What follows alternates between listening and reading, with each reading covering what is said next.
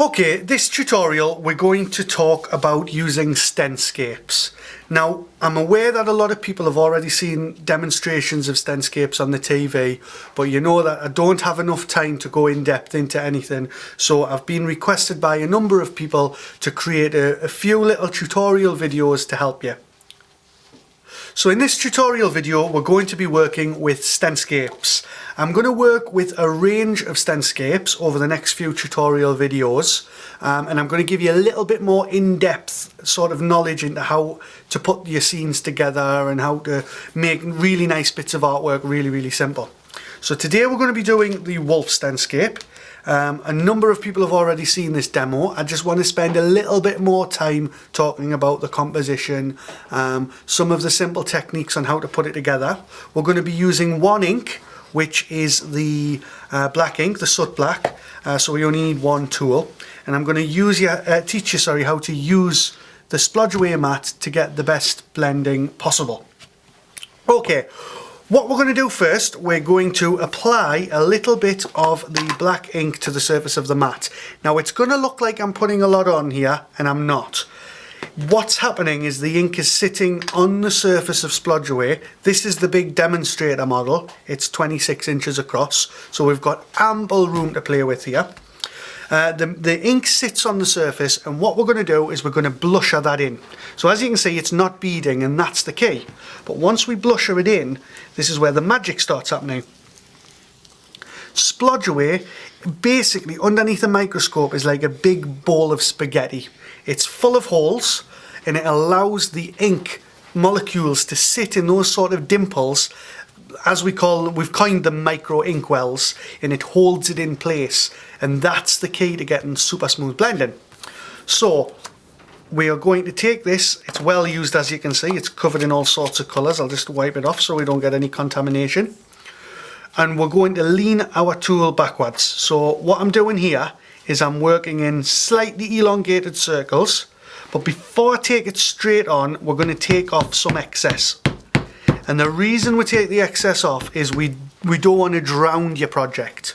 Now the moon, the composition of your moon is entirely up to you. So you can either put it in the middle, you can put it to one side, but in whichever position you put it in, I do suggest that you have a little bit of the edge off your project.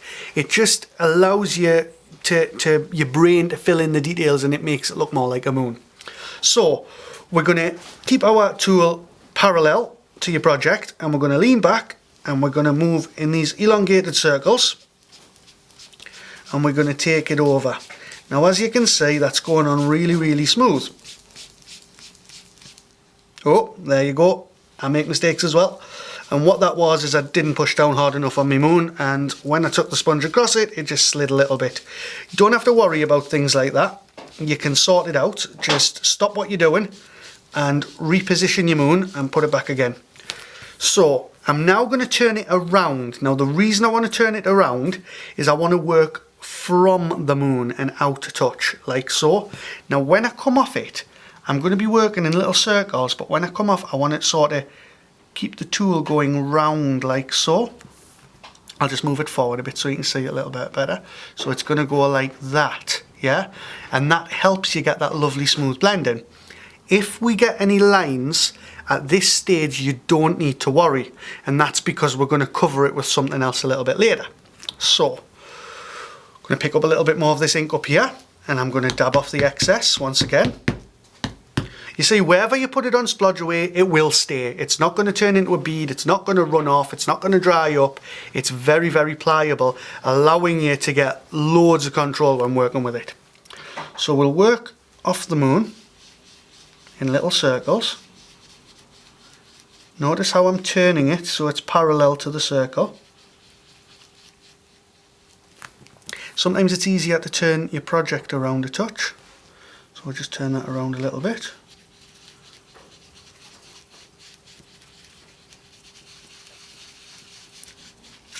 And because the moon is made out of the same material as the Splodge Away mat, you can see that lovely smooth blending. As you're pulling it away, you're seeing the blending isn't taking place anymore. But like I said, we're going to cover that. So there's our moon. And now I'm going to take the tool freehand, pick a little bit more ink up, dab a bit off, and we're just going to extend this grey a little bit further down, making sure that you don't hit your moon, because if you hit your moon, it looks a bit daft.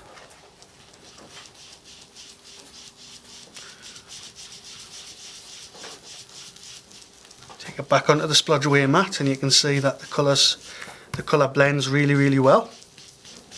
Okay, now I'm happy with that. My moon's a little bit of an odd shape, but who says the moon's perfectly circular anyway?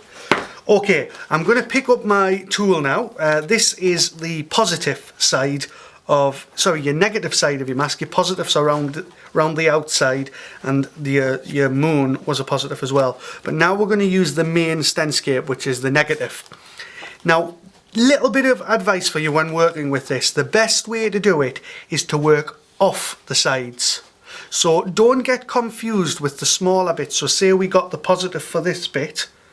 Don't get confused working up over, because that means your sky would be black and your mountains would be white and it wouldn't look right. So we're going to work from the negative and we're going to work off like so. So I'm going to use this mountain range here. Now I want to show you that it doesn't just have to be a mountain range. We're going to use it as a mountain range in the distance, and then we're going to change it and use it as something in the foreground to give you a little bit of perspective. So I'm just going to turn it very slightly. Now, if you're wondering why the Stenscapes and the splodge away mat are slightly see-through, that is for this very reason. It's so you can see your designs underneath to allow you to position the composition of your picture with ease. So as you can see there, if I lifted it up, I'd be going over the moon. Now that's perfectly acceptable, but what you need to do is you need to emphasize this leading edge. So this would have to be a little bit darker. But for this demonstration, I'm going to take it just below the moon, and then we can have it nice and pale. Something to remember, the closer an object is, the darker it is. And the further an object away is, the lighter it is, and that's just how light flows. So we'll pick up a little bit of ink and then we'll dab a bit off. So we're working with a little bit less ink than we were before. And all I'm going to do is I'm just going to work in little circles, and I'm just going to go over the surface like so.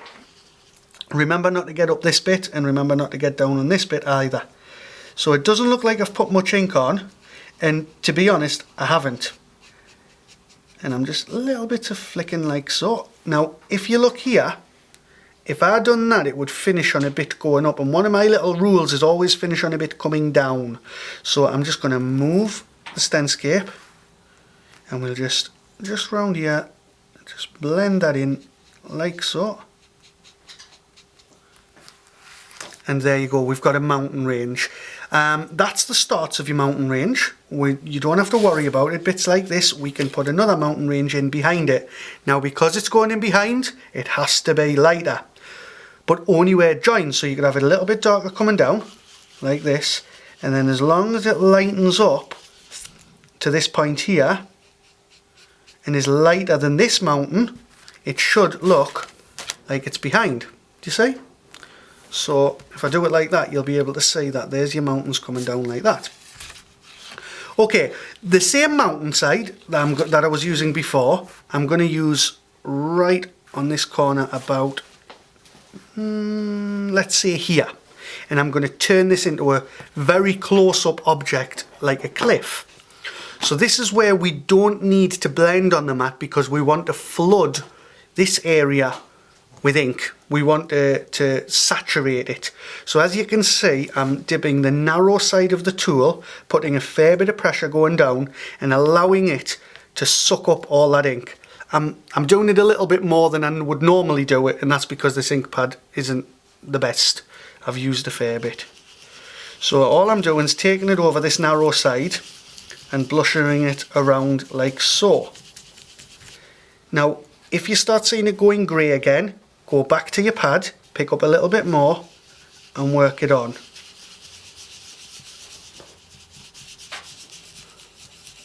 Okay, so that's now jet black. So when we lift this off, this will give you the effect that this rock is much closer than the ones in the distance. Yeah? Now, I'm going to use the same edge again. Do you see the little pattern that's emerging here? I'm trying to show you that the same edge can look completely different by adding a little bit of different tonage, so maybe slightly darker, maybe slightly lighter. We'll just take a bit onto the mat there and we'll blusher that in. And we'll just take it up and over. Don't have to worry about these blotches because Splodge Away will work them out if you keep going over, see? And because this is further behind this one, it's going to be lighter again. But of course there was one underneath here which we need to make it a little bit darker. I think we're going to have to get a new pad for the next demonstration, or we'll do it in blue or something like that. Okay, that's that done. And as you can see, we're starting to build a nice little scene. I'll just turn it around so you can see it properly. So now you've had a good look at how we're putting it together, I'm just going to say to you that there's nowhere for your eyes to focus. So what I'm going to do, I'm going to choose one of these edges which is a little bit more straight. So we could either have the really straight one or the slightly lumpier one. I'm going to have the rather straight one here.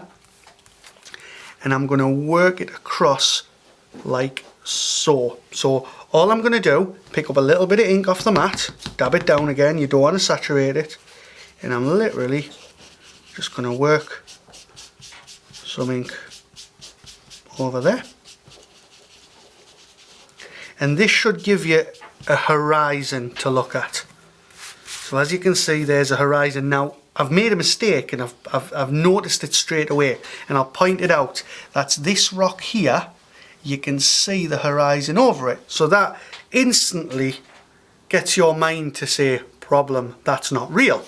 So I'm going to find a similar mountain, and if I can't find a similar mountain, there's nothing to worry about. All I will do is I will take this mountain here and I'm going to work this mountain on.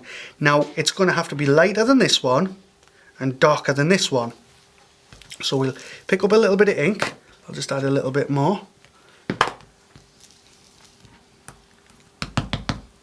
And we'll just work it over like so. Just keep blending it until it disappears, that line between those two. And if you wanted to, you could come back to this one, reposition your mask, pick up a little bit of extra, and you could bring it really dark around the top here. And what that'll do, see how we're going from dark to a little bit lighter, that will emphasize this one against that one. Little couple of drips where I've been talking and spat all over it, what can I say? We'll just cover them like so. Now it's starting to look a bit more like a scene now. Now obviously we don't just want hills in our scene. What we want to do is we want to put our wolf on.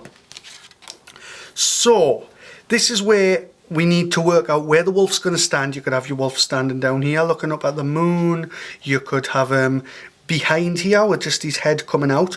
But in this occasion I'm going to put a creek coming up here. It is called Wolf on Creek. So we're going to put a nice little creek coming up here behind this one. And we'll have the wolf standing up against the white of the moon. So there's me creek, there's me wolf. Now if I put me creek in there and me wolf stood there, he wouldn't be in the right place. So we need to ascertain where we want our wolf. So first of all, I'm going to say I want my wolf right smack bang in the middle. So I take a look at where his legs are there and I move this side up just roughly to where I'd expect him to be. So that's where I'm going to put my creek. Yeah? Now luckily I've got it so it goes from that edge to that edge. If you didn't, all you would do is you would just use a different edge just to make it go further. Yeah? So what we'll do, we'll take another bit of dry ink and we'll blusher that in. It looks like I'm using loads of ink, but I tell you, when you get the Splodge Away mat, loads of people have got back in touch with us and said they can't believe how long the inks last. So I want this quite dark around here, but I need it to lighten up before it gets to these bits, because these bits are in front of it. So if we make it nice and dark, across this top bit. You can see where I've been talking and spitting all over my project because that's where these little lines are coming from. I'll try and cover it for you. I can never demo and talk at the same time. So notice how we've went from dark and we've brought it a bit lighter. Now I can still see a little bit of the line from the horizon. So we'll just blend that in.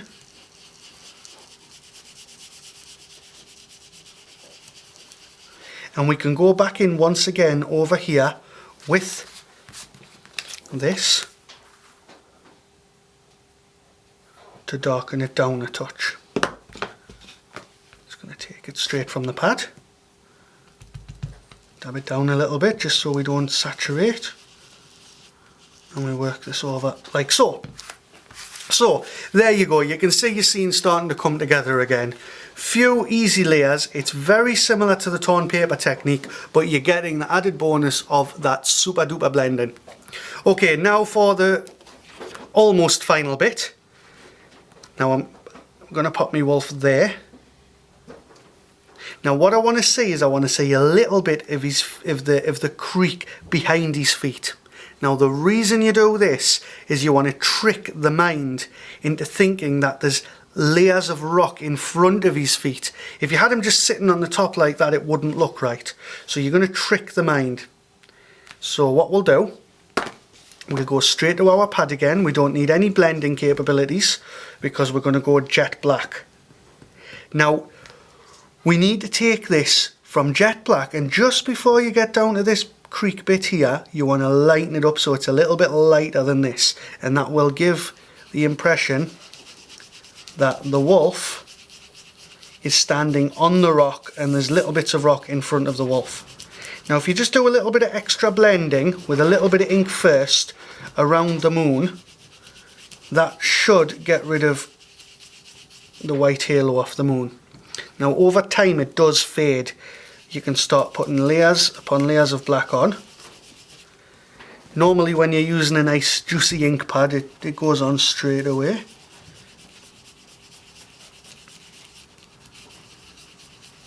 Now notice how it's nice and dark up here and just getting a little bit lighter down here. We'll then take our creak once again. We'll apply it over the top of there. Oops, bear with me. There you go. And we'll just soften up the bit where its feet were.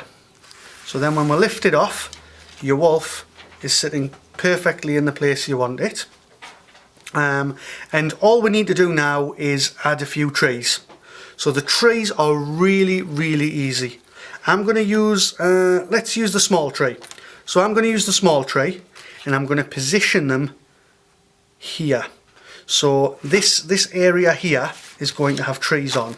Now it has to be really light, but if you notice this rock here, it's got to be slightly darker than this rock because it's in front of it.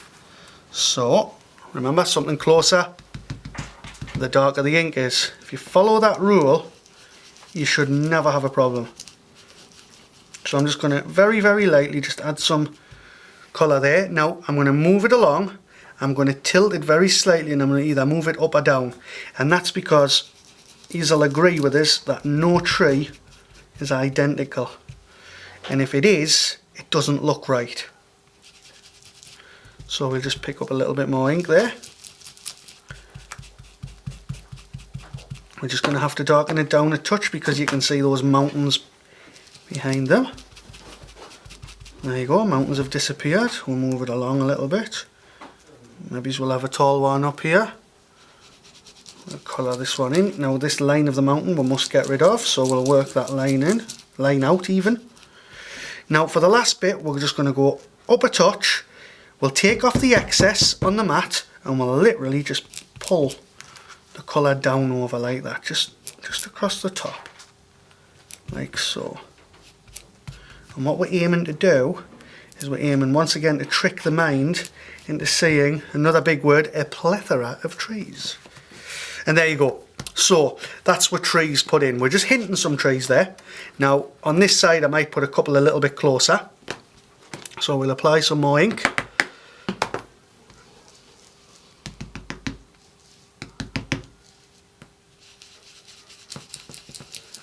Pull this around like so. along a little bit, twist it a bit, bring it down, put a little bit more on, work that out.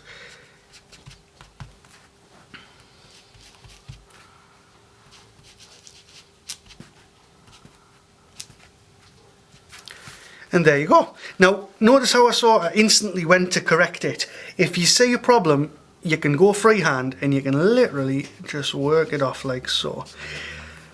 And there you go. There is a simple composition using the Wolf on Creek Stenscape working in one colour. I think the next one I'm going to probably be working on will be the Cottage. It's a little bit more complex. We'll work in black and white on that one too. And once we've covered all the Stenscapes in black and white, we'll start working on colour, and then we'll move on to the more advanced techniques like masking. Hope you enjoyed it. Thanks. Bye bye.